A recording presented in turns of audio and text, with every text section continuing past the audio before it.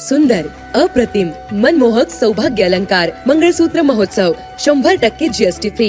मयूर अलंकार, सराफ बाजार आणि गंगापूर रोड, नाशिक. ताज्या बातम्यांसाठी नाशिक न्यूजच्या YouTube चॅनलला सबस्क्राइब करा आणि बेल आयकॉनला प्रेस करा.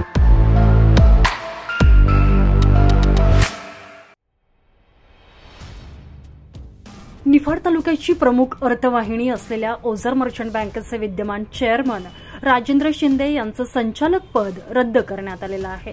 महाराष्ट्र शासनाच्या सहकार कायदा अंतर्गत एक व्यक्ती एक पद हा शासकीय नियम असतानाही एकाच वेळी दोन संस्थेत राजेंद्र शिंदे जबाबदारी सांभाळत असल्याचं आढळून आल्यानं जिल्हा उपनिबंधकांकडे तक्रार करण्यात आली आणि त्यानंतर त्यांना या पदावरून हटवण्यात आलेलं आहे. मात्र या सर्वांबाबत राजेंद्र शिंदे यांनी आपली बाजू माध्यमांसमोर मांडली आहे. संचालक पद अपात्रतेचा निकाल चुकीचा असल्याचा आरोप राजेंद्र शिंदे यांनी पत्रकार परिषदेत केलेला आहे.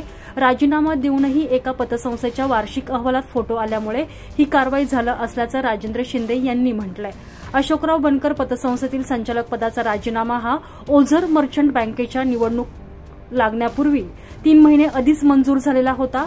अपुऱ्या मुद्द्याच्या आधारे अपात्रतेचा निकाल दिला गेला असल्याचा आरोप राजेंद्र शिंदे यांनी केलेला आहे. सगळे पुरावे सादर करून देखील तसेच अहवालातील फोटोच्या आधारे निकाल दिला गेला असून अपिलात जाणार असल्याचं देखील राजेंद्र शिंदे यांनी पत्रकार परिषदेमध्ये स्पष्ट केलं आहे. मी राजेंद्र दत्तात्रय शिंदे, ओझर मर्चंट बँकेचा चेअरमन, आपल्याला सांगू इच्छितो की ओझर मर्चंट बँकेच्या निवडणूक प्रक्रियेच्या अगोदर अशोकराव बनकर नागरी सहकारी पतसंस्थेचा राजीनामा दिनांक 24/6/2022 रोजी मी राजीनामा दिलेला असून 1/7/2022 च्या मासिक मीटिंगमध्ये तो मंजूर झालेला असल्याने संबंधित अधिकाऱ्यांना तसं कळवले आणि तदनंतर ओझर मर्चंट बँकेची निवडणूक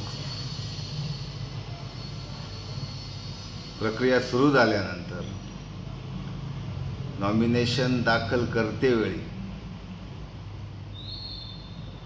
शरद शिन्नरकर यांनी 2 ठिकाणी संचालक असल्याचा मुद्दा उपस्थित केला.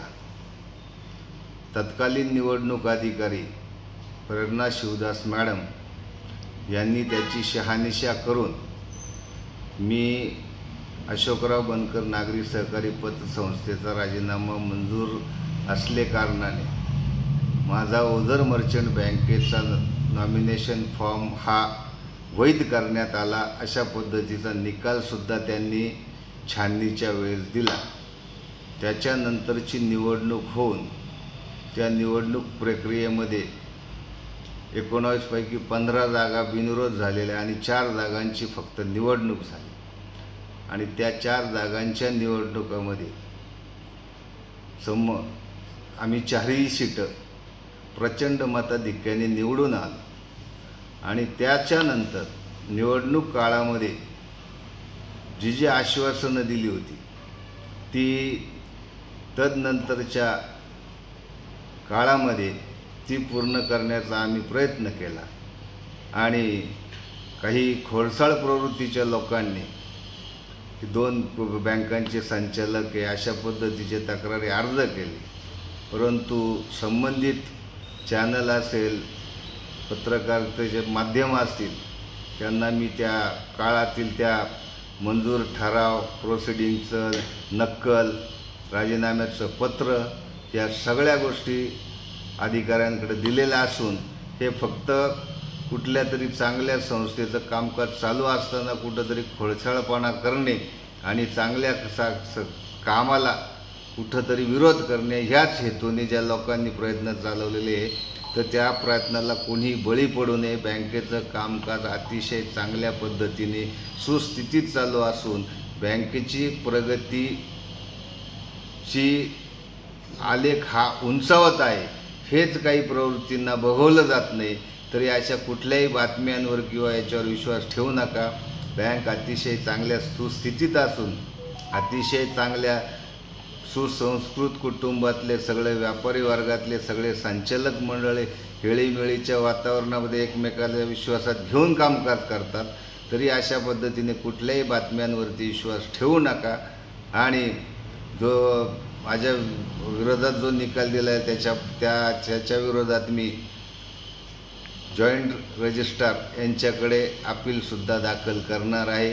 तरी याची कृपया सभासदांनी नोंद घ्यावी आणि बँकेचं कामकाज अतिशय चांगल्या पद्धतीने चालू राहील याच्यासाठी सहकार्य करावं हीच विनंती करतो आणि थांबतो. जय हिंद, जय महाराष्ट्र.